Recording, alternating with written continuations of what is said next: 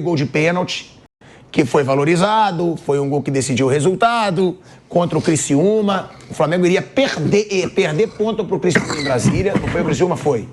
Depois ele fez aquela jogada do gol do Carlinhos contra o Vitória.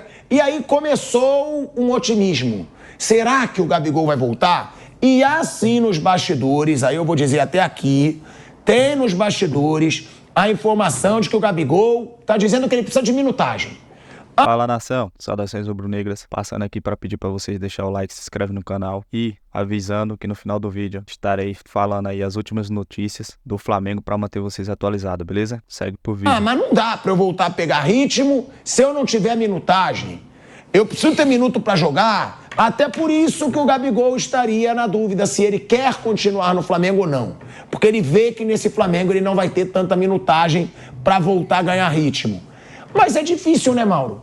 Um cara ganhar minutagem, se quando ele tem a minutagem, ele não aproveita. Eu até entendo que ele queira dizer, mas ritmo de jogo é com constância, frequência.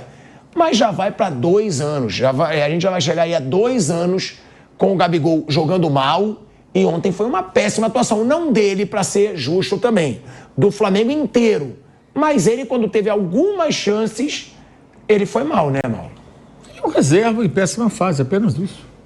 E aí sobrevive com o quê? Pelo passado, os raríssimos momentos que consegue algum tipo de protagonismo, né?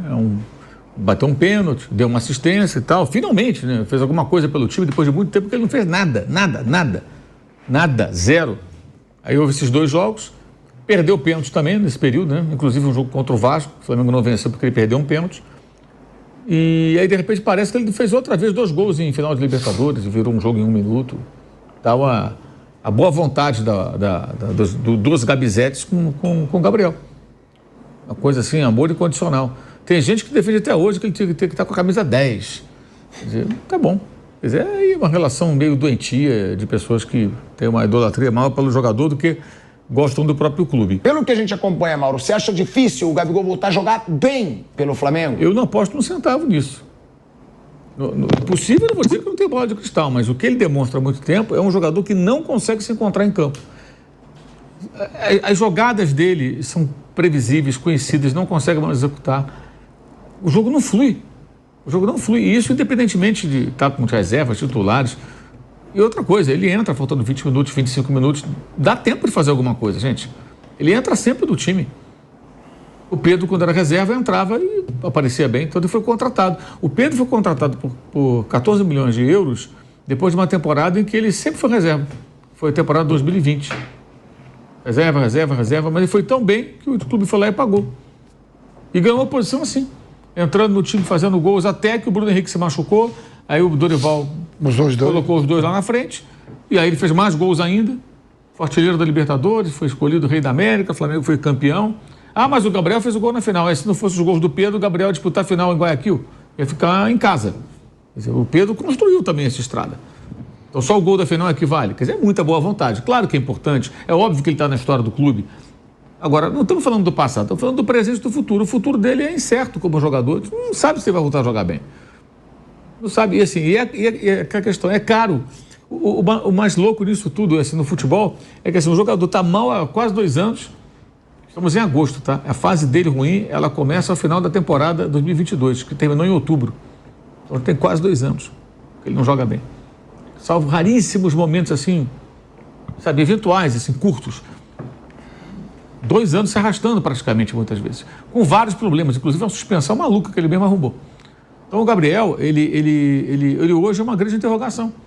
Vai voltar a jogar bem e tudo. E assim, mas na hora de negociar contrato, é como se ele tivesse acabado de fazer os gols decisivos que deram títulos ao clube. Isso não aconteceu. Há 2 anos que não acontece.